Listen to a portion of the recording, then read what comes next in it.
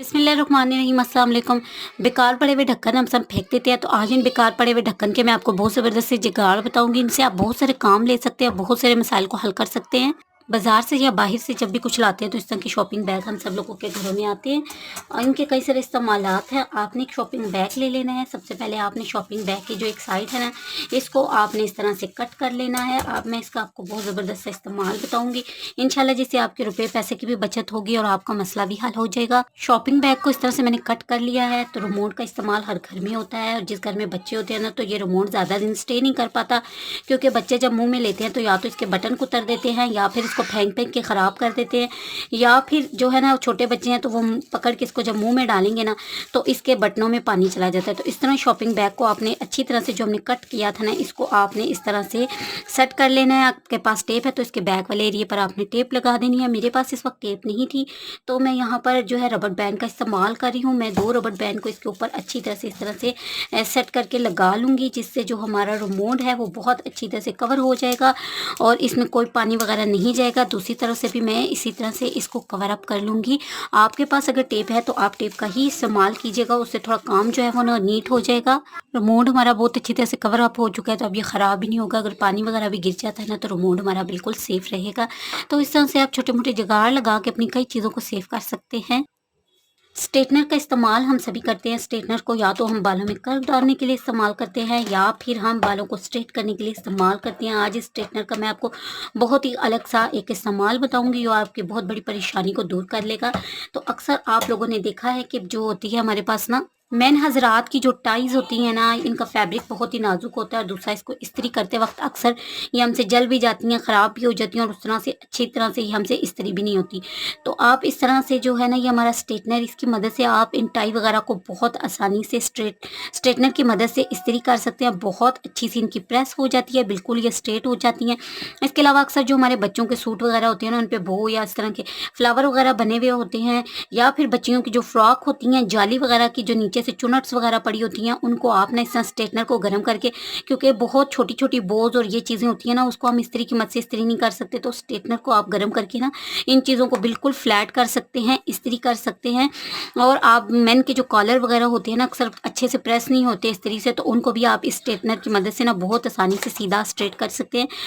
इस तरह के जो इलास्टिक होते हैं ना, वो हमारे पास अक्सर उनके छोटे मोटे पीस बच जाते हैं और हम इनको फेंक देते हैं। तो इस छोटे से पीस का आज मैं आपको बड़ा ज़बरदस्त सा इस्तेमाल बताऊंगी।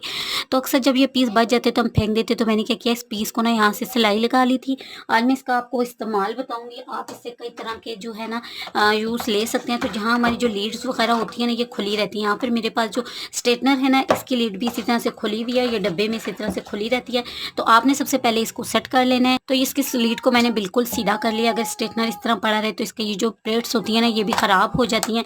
तो ये देखिए, इसकी मदद से हम बहुत आसानी से ना इस तरह की चीज़ों को अच्छे से क्लोज करके रख सकते हैं। लीड्स वगैरह भी ख़राब नहीं होती और ना ही स्ट्रेटनर की जो प्लेट्स वगैरह है ना, वो ख़राब हो जाती होती हैं। इससे आप कहीं पर भी आसानी से कैरी भी कर सकते हैं और ये ख़राब भी नहीं होंगी।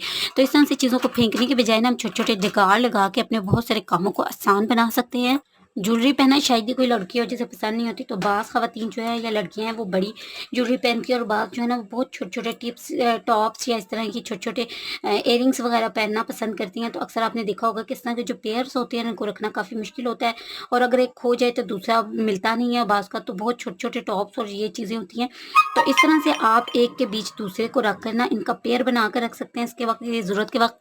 तो आप जब भी इस तरह की बालियाँ या इस तरह के छोटे टॉप्स हैं ना, उनको एक दूसरे के साथ इस तरह से अटैच करके रखेंगे ना, तो ये कभी भी गुम नहीं होती और ज़रूरत के वक्त हमें मिल भी जाती है। अगर हम इनको इसी तरह से रख देना तो फिर ये मिलती नहीं, क्योंकि ये छोटी छोटी होती हैं साइज़ में और अक्सर का जो है ना ये गुम हो जाती है। तो बैंगल्स पहनना सभी को पसंद होता है और अक्सर जब हम बैंगल्स को इस तरह रख देते हैं ना, तो फिर सबसे बड़ा मसला ये होता है कि इनमें से चुन चुन कर बैंगल्स को निकालना पड़ता है और फिर इनका पेयर बनाना पड़ता है, जो कि काफ़ी ज़्यादा मुश्किल लगता है और काफ़ी टाइम भी लग जाता है।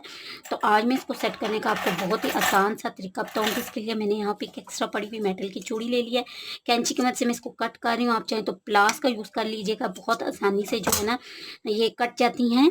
2 मेटल की चूड़ियाँ कट कर ली हैं। उसके बाद जो हमारी चूड़ियाँ होती है ना, इनका आपने इस तरह से ना सेट बना लेना है। एक बार अगर आप ये काम कर लेंगे ना, तो फिर आपकी लाइफ बहुत ज़्यादा आसान हो जाएगी। उसके बाद मैंने ना ये जो मेटल की चूड़ी कट की थी ना, इसके बीच में रख दी। ये बहुत आसानी से टाई हो जाती है और इस तरह से आप अपनी दूसरी चूड़ियों को बहुत आसानी से ना अरेंज करके रख सकते हैं। यहाँ पर 2 सेट थे, तो मैंने 2 ही मेटल की चूड़ियाँ जो हैं वो कट की थी। अगर आपके सेट ज़्यादा हैं तो आप यहाँ पर ज़्यादा मेटल की चूड़ियों को भी कट कर सकते हैं। आप इन्हें कहीं पर भी अरेंज करके रख सकते हैं और बार-बार ढूँढने और सेट बनाने वाला जो हमारा चक्कर होता है ना, वो ख़त्म हो जाता है।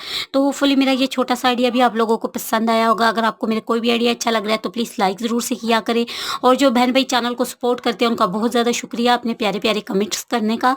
नेक्स्ट टिप की तरफ चलते हैं। जो जिस तरह के एक्स्ट्रा पड़े हुए ढक्कन होते हैं ना, हम इनको फेंक देते हैं, तो इस ढक्कन का एक ज़बरदस्त इस्तेमाल आप लोगों के साथ शेयर कर रही हूँ।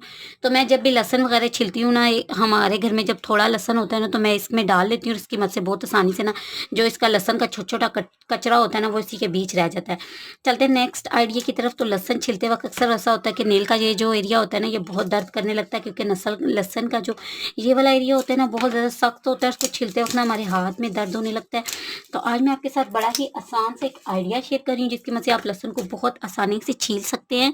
तो आज ही मैं आपको सेफ्टी पिन की मदद से लहसुन छीलने का बहुत ही आसान तरीका बताऊंगी, जिसकी मदद से आप आसानी से लहसुन को छील सकते हैं। तो सेफ्टी पिन के जो हिस्सा है ना, इसकी मदद से आप लहसुन को इस तरह से छील सकते हैं। नेल वगैरह में चोट आई हुई है या दर्द है ना, तो इसकी मदद से आप बहुत आसानी से ना लहसुन का छिलका उतार सकते हैं। ये मैंने आपके साथ सिर्फ एक जुगाड़ शेयर किया है कि अक्सर ऐसा होता है कि हमारे नेल जो है ना ज़्यादा कट जाते हैं या नेल में चोट आ जाती है ना, तो लहसुन छीलना काफ़ी मुश्किल होता है। तो इसकी मदद से आप आसानी से ना लहसुन के जो जवे हैं ना, उनको छील सकते हैं। तो राइस का इस्तेमाल सभी जानते हैं कि हमारे फेस के लिए बहुत ज़्यादा ज़रूरी है। राइस से हमारे फेस जो है टाइट भी होता है, वाइट भी होता है। इस राइस का इस्तेमाल कई सारी रेमेडी में किया जाता है, लेकिन राइस का जो पाउडर है ना, वो बनाना काफ़ी ज़्यादा मुश्किल होता है और अक्सर लोगों से ये राइस का पाउडर ठीक से बनता नहीं है।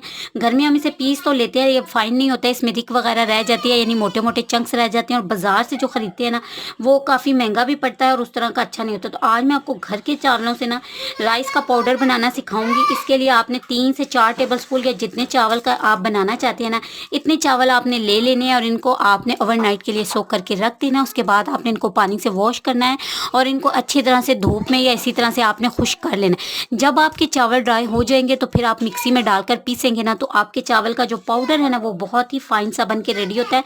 मैं घर में इसी तरह से चावल का पाउडर बना के रेडी करती हूँ। इसमें ज़रा से भी जो है ना मोटे चंक्स नहीं होते। उसके बाद आप इसको छान लें। इस तरह से जब हम पाउडर बनाते हैं तो इसका एक सबसे बड़ा फ़ायदा ये होता है कि चावलों को जब उगाया जाता है, जब चावल जब पैक करके हम तक पहुंचते हैं, तो इनको कई तरह के केमिकल लगे हुए होते हैं, और अगर हम इन डायरेक्टली मिक्सी में डाल के इनका पाउडर बनाएंगे ना, तो ये चावल अच्छे से बारीक भी नहीं होते, और जो दूसरे केमिकल्स होते हैं ना, उससे जिस भी रेमेडी में हम इनको इस्तेमाल करेंगे तो हमारी स्किन के लिए भी ये नुकसान देंगे। तो जब आप इन्हें वॉश करके इनका पाउडर बनाएंगे तो इनके फ़ायदे भी ज़्यादा होंगे और पाउडर भी आपका बहुत आसानी से बन जाएगा। ये एक बहुत ही मामूली सा आइडिया मैंने आप लोगों के साथ शेयर किया। अगर आप राइस के पाउडर का इस्तेमाल करते हैं तो आपने इस टिप को ज़रूर से फॉलो करना है, इसी काम आएगा। इस तरह के बेकार ढक्कन हम सब लोगों के घरों में होते हैं और हम इनका इस्तेमाल नहीं करते, या तो ये पड़े रहते फिर, या फिर जो होता है हम इनको फेंक देते हैं। तो आज इन ढक्कन का मैं आपको बहुत ज़बरदस्त सा इस्तेमाल बताऊंगी, जो आपकी लाइफ को बहुत ज़्यादा आसान बना देगा। सबसे पहले जी यहाँ पर मेरे पास एक ढक्कन था, तो इसके ऊपर की जो ये लिड है ना, इसको मैंने यहाँ से उतार लेना। ठीक है, ये बिल्कुल एक स्ट्रेट सा ढक्कन मेरे पास आ गया है। अक्सर जो हमारे ऑयल वगैरह की जो बर्नियाँ होती है ना, जहाँ पर हम रखते हैं ना, तो वहाँ पर नीचे आपने देखा होगा कि काउंटर टॉप पे अगर ऑयल वगैरह गिर जाए तो ये मैस क्रिएट करता है। तो इस तरह की जो छोटे जार या बर्नियाँ होती हैं के ढक्कन होते हैं ना, उनको आप इस्तेमाल कर सकते हैं। इससे ऑयल नीचे नहीं गिरेगा और बहुत आसानी से आप इन्हें कहीं पर भी उठाकर शिफ्ट कर सकते हैं। इनको वॉश करना भी बहुत ही आसान होता है। मेरे पास एक और इस तरह का बड़ा ढक्कन था, तो इसको आप सजा कर भी इस्तेमाल कर सकते हैं। तो मैं सिंपली इस्तेमाल कर देती हूँ। जब भी चाट वगैरह आती है तो इसके साथ हम जब ज़्यादा मसाला जात वगैरह रखते हैं, तो आप चाहें तो इसे अच्छी तरह से सजा सकते। तो इसमें हम मुख्तलिफ तरह के छोटे छोटे जो मसाला जात के कंटेनर होते हैं, या बाज़ का मेयोनीज़ केचप वगैरह इस तरह बच्चों को डाल के देते हैं खाने के लिए, या फिर कोई गेस्ट वगैरह है तो वो डाल के आप 3 से 4 कंटेनर इसमें आसानी से रख सकते हैं। ईज़िली आप इनको कहीं पर भी शिफ्ट कर सकते हैं और आसानी से आप इनका इस्तेमाल कर सकते हैं। इसके अलावा जब हम चाय वगैरह पी रहे होते हैं या दूध हमारा बहुत गर्म होता है, तो बाज़ हमारा फर्नीचर इस तरह का होता है ना कि वो प्लाई वगैरह का फर्नीचर होता है। अगर उसके ऊपर गर्म चाय या कोई चीज़ गिर जाए तो वो ख़राब हो जाता है। या कप वगैरह जो होते हैं ना, उनको इसी तरह हम टेबल पर रख दें तो उनके नीचे निशान पड़ जाते हैं। तो जब आप घर में यूज़ कर रहे हो तो आप अपने लिए इसको इस्तेमाल कर सकते हैं। इसके ऊपर रख कर आप बहुत आसानी से इसको रख सकते हैं। इसके अलावा अक्सर हम जो होता है ना, चीज़ें ढकने के लिए हमारे पास कोई चीज़ नहीं होती, तो आप वहाँ पर इन ढक्कन का इस्तेमाल कर सकते हैं। इनकी मदद से आप बहुत सारी दूसरी चीज़ों को ढक कर रख सकते हैं। फ्रिज वगैरह में भी जब हम इस तरह की छोटी-मोटी चीज़ों को ढकते हैं तो हमारे पास ढक्कन नहीं होते, तो इन ढक्कनों का आप वहाँ पर भी इस्तेमाल कर सकते हैं। इसके अलावा भी आप इन ढक्कनों को कई तरीके से यूज़ कर सकते हैं। तो अक्सर जो हम जूसर यूज़ करते हैं तो उसका ढक्कन हमसे टूट जाता है या खो जाता है, फिर जूसर को के लिए हमारे पास ढक्कन नहीं होता। तो मेरे पास यहाँ पर एक ढक्कन था जो बिल्कुल इसके साइज़ का था, इसके ऊपर फिट भी आ गया। तो मैं ऐसे इसे एज़ अ जूसर के ढक्कन के तौर पर इस्तेमाल कर रही हूँ। तो आप यहाँ पर इस तरह से भी इसको इस्तेमाल कर सकते हैं। अगर आपका ढक्कन थोड़ा-सा बड़ा है तो इसके बीच में देखिए काफ़ी सारी इस तरह की लेयर्स होती हैं, आप इसको कट भी कर सकते हैं। तो मेरा बिल्कुल फिक्स आ गया था, तो इसके लिए भी मैं इसको इस्तेमाल कर रही हूँ। तो इस तरह से आप ढक्कनों से कई तरह के यूज़ ले सकते हैं, इनको बेकार फेंकने के बजाय। तो होपफुली मेरे आज के तमाम आइडियाज़ आप लोगों को पसंद आए होंगे और इस तरह से आप इन बेकार ढक्कनों को फेंकने के बजाय इनको कई तरीके से इस्तेमाल कर सकते हैं। कोई भी आइडिया अच्छा लगा है तो प्लीज़ लाइक और सपोर्ट कीजिएगा। अपना रखिएगा ख्याल। अल्लाह हाफ़िज़।